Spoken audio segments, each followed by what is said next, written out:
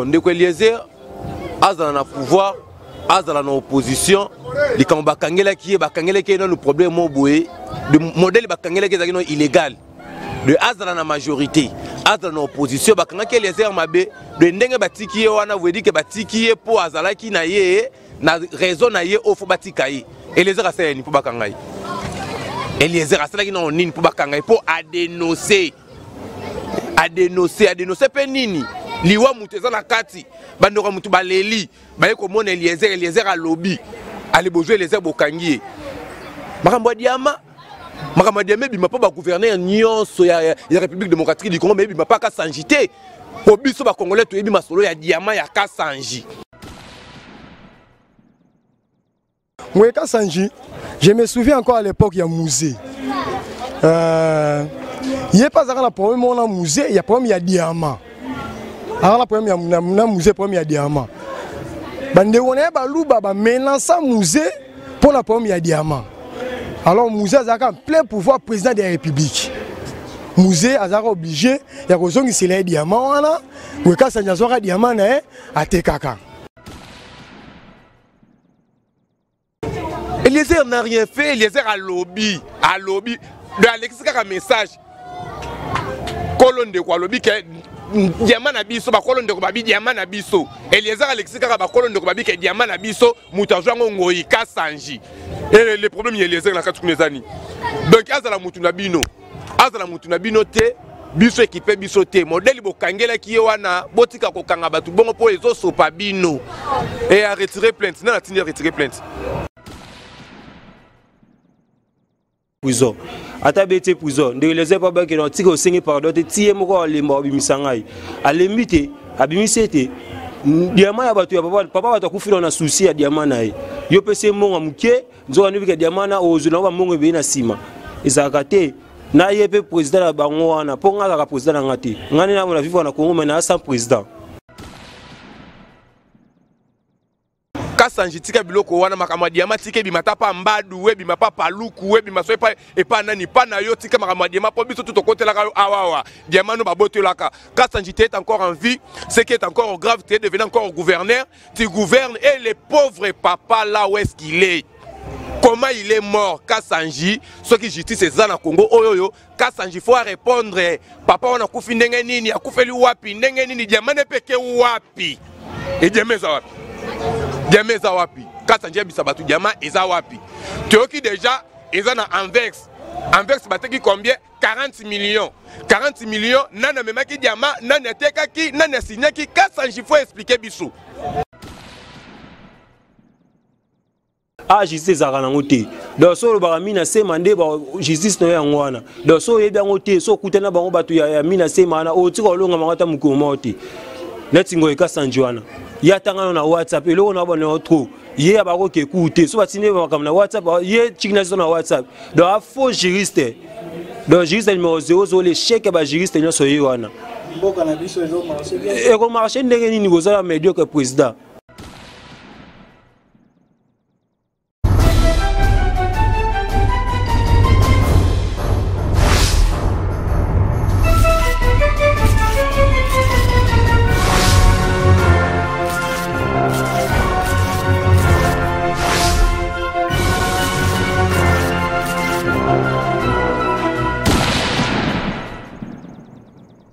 Bon, ndeko Eliezer, azala na pouvoir, azala na opposition, les quand bakangela qui est dans le problème moboé, le modèle bakangela qui est illégal.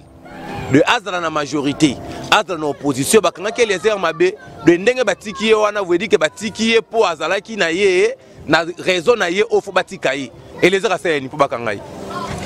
Eliezer a ça qui na nini pour bakangai pour adénoncer pe nini. Liwa muteza na kati bandora mutu baleli baye ko mona Eliezer a lobby ali bojo Eliezer bokangie makambo diama bima pa ba gouverner nyonso ya République démocratique du Congo mais bima pa ka sanjité po biso ba congolais to yebi masolo ya diama ya Kasanji bakangie diama awawa tous les balouba nyonso ba dimatifère nyonso ba côté la Kasanji et puis Kasanji est encore en vie il vit ce qui est encore grave Kasanji il est devenu encore gouverneur de la République et les pauvres papa wana Kolo Diama, où est-ce qu'il est? Il se retrouve où? À Koufindenge Nini, Nana Bomie. Kassanjaï là, les tout puissants gouverneurs, au Kanga. Et les autres, Azala Mutuna Bango, te, biso peuple, équipé biso te. Mais modèle Bakangela, que les airs, c'est illégal. Mboko Belebe, ma biso apengo. Kassanjaï, Kassanjaï, Azolo Kwa Batu Moussou te. Touta na ye deuxième république, Balumumba, ti, les autres na ye. Réalité a passé à Yebi. Et comme elle m'a bête, Mikolo Kwali Bosso Kuna, Kassanjaï comme le Kabiso, le Kola Soki Nengeni, Kassanjaï comme Malivi. Ah. Et puis Toyebi, si le gars, toi, le peuple gagne toujours. Et mon le peuple a gagné Kawana. Il sera où, Kassanjaï? Il sera où? Eliezer n'a rien fait, Eliezer a lobby. A lobby. De Alexis a un message. Colonne de quoi lobby que diamant abisso, ba colonne de Kobabi, diamant abisso. Eliezer Alexis a ba colonne de Kobabi que diamant abisso, Moutajango Ngoyi, Kassanjaï. Et le problème il y a Eliezer la 4 années. Donc Azala Moutunabino. Azala Moutunabino te. Biso équipé biso te modèle bokangela ki wana botika ko kanga batu bongo po ezo sopa bino et a retirer plainte na tini retirer plainte et justice na Congo ko ezala nango te donc revoir na okaka boye ba Tokyo pose un problème indigent moko boye le pays est mal gouverné. Le pays est mal dirigé par les indigents, les inconnus qu'on connaît même pas ba yakaka boye pour ba bimela biso boye. Comment on a évité to kende wapi? Mais il y aurait un bon jour autour de Mkanatongo. Batelemi arrive, Moussou Angambu, Kuna Tromotana, Nabona Moussika, et comme nous aussi on était là-bas. Comme on donner des leçons, Mikolo jouait à Liboso. Puis tu as tu mets ça dans la kanti, tu as na kanti. Kassanjaï tika biloko wana makamadiama tike bimata pa mbadu we bimapa paluku we bimaso et pas nani pas na yo tika makamadiama po biso tout côté la awawa diamano baboto laka. Kassanjaï est encore en vie, ce qui est encore grave, tu es devenu encore gouverneur, tu gouvernes et les pauvres papa là où est-ce qu'il est? Comment il est mort, Kassanjaï? Ceux qui justice c'est ça na Congo, oyoyo, Kassanjaï faut répondre. Papa on a koufi ndenge nini, a koufeli wapi, ndenge nini, diamane peke wapi. Et diamé za wapi?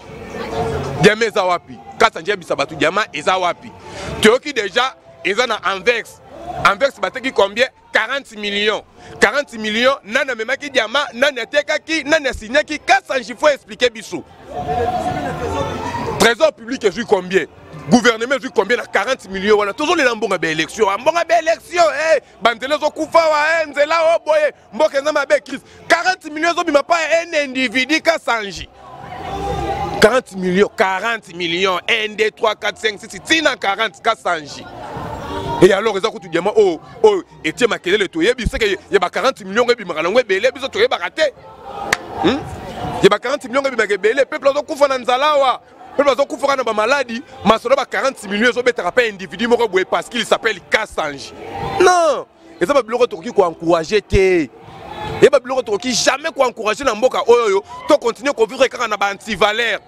To benga na Mobutu liko makambo yo. Ba anti-valeur. To benga ni Mobutu liko na makambo ya ba anti-valeur. Musée aye, to moni moi température ango net et bani ko kita. Kabila ye azongisi ba anti-valeur les chouchou. Kabila azongisi ba anti-valeur ya grave ya makasi. To mona ke RN na pouvoir to bi bon, aza chienne ndé mona biso. Babylore mso mike to kundango biso pe ba jeune to se retrouver to se retrouver te Kabila na Kassanjaï bo sala makamla bino wana bo bongisa na mboka et puis tempero bongisa mboka ngo to mona te po mandat pe et si la bino kala Kassanjaï bo zala suna mandat te tika no saba loyenge bo sala wana bo zala suna mandat te et les jours où biso peuple to lamuka to sala les souveraineté na biso poto benga na bino bo kende po bo zala suna mandat te bon bona ngai na sepene ndeko les abimi et sali biso pena bien. Pour y aller à Molobil na biswa bandeko bazi to vota on a ça va lui mais aza mobilité ye azande aza contre biso ne biso contre Kabila pas ça contre biso soit disant Ngoyi Kassanjaï yatanga atanga te obebe juriste abi juriste chic akenda te ku batina na WhatsApp le quoi de les arbres que bozo ko ba gouverneur mais le gouverneur soit atanga bango ya chikité donc et soit kai le quoi de les arbres ba bongo yango amena ba ko landele alors que forcément ko kangila betima ak beti prison ata beti prison de les arbres ba ke no tiko singi pardon te tie moko le mo bimisangai a limite abimisete diamant ya batu ya papa batu kufira na souci ya diamant nae yo pese monga muke nzoka nibika diamana ozula ba monga be na sima ezaka te na yepe président la bango wana po nga ka président ngati ngani na mona vivre na Congo mais na sans président a justice ezaka nango te donc so lobaka mina sema nde ba justice no yango wana donc so yebi yango te so kutana bango bato ya mina sema na otika olonga mangata mukoma te neti ngo ekasanji wana ya tanga na WhatsApp eloko na bana trop ye abako ke kuté so batine bakam na WhatsApp ye chikina na WhatsApp donc a faux juriste donc juriste numéro 0 zo le chèque ba juriste nyoso ye wana mboka na biso ezo marché bien e ko marché ndenge nini kozala médiocre président bana ba mama batu kosikuna apesa ta ordre babisa po ye mutakanga matanga wana apesa ordre kuna pa batu na ye babisa matanga bakunda mutu moi batafana mo kuna na ebité soki mboko to zakabu kundama te déjà matanga e kundama te azoko sa soki 3 mois so 5 mois kuna bana ba bomai na février tilelo abimaka te na ebité soki ba moni ya chichi to nani po ya chichi boya biso to lela biso ya chichi abaka ya kate donc le quoi to boya na biso pe to kipate yango kangi mo to aussi donc ye muto atelemelaka azaka suka il faut éliminer Ngweka Sanji. Je me souviens encore à l'époque il y a musée. Il n'y a pas la problème on a musée, il y a problème il y a diamant. Alors la problème il y a musée problème il y a diamant. Bande on est baluba ba menacer musée pour la problème il y a diamant. Alors musée a un plein pouvoir président de la République. Musée a obligé il y a raison qu'il les diamant wana. Ngweka Sanji a diamant na a tekaka. Tu éviter ceux qui m'ont besoin de la trésor public, on va te éviter. Et puis tu vois, il y a des choses Ngweka Sanji, gouverneur, il y a Kassai, soi-disant, jeune Morobo, à soit qui diamant, et que problème là Ngweka Sanji. Si réellement problème moi et c'est solo, oh, soi-disant, il y a bien un chantage, tu éviter. Si réellement problème moi c'est solo. Et ça simple. Ce qui diamant, c'est qui a type là. Ce qui diamant, c'est un mouton là, mon dame, voilà, ce diamant là, et c'est solo. En tout cas, pour un diamant là, vraiment, tout ça comprendre un outil. Ngweka Sanji, au Kangisi journaliste, au fondé soi-disant chantage. Aux autorités, soi-disant à lobby trop na simanayo, à lobby, c'est la personnalité nayo. Ngweka Sanji, musée mais la musée boto la diamant. Diamant on récupérera yango. Tata Batu a dit diamant na soi-disant diamant na ye. Point d'interrogation. Pour réalité, il y a un binomo kuna. Biso toyo nga libanda. Réalité on a binomo rande boye bien. Toyo nga non mutu mo bazwa ki diamant tout ça banini. Ngweka Sanji kangie. Il paraît même qu'il est trop loin. Mutu on a il paraît même au betisa qui est soit disant mutu pas kufa. Na famille même ya mutu wana. O ben okuta nande Eliezer pour on peut ces informations wana. Il paraît type on a personne enlevé. En mon anaté. Tout ça comprendre té. Aussi c'est Isa nini to suka na dossier oyo wapi na moni gouvernement ba komi ko conduire biso na erreur o bazo conduire biso ça erreur oyo to bengana ka président Mobutu yo monsieur Faustin so to zongi na mikolo ele kaka musée le père boto la radio diamant et puis biso to yebi marambwana Kasai Mobimbe tellement baloba pona diamant wana Azongisa, musée président de la République Azongisa. Yo étant que gouverneur, yo to banda ko takine président Kabila. Pona diama oyo aboto la kayo, biso pe to yebi.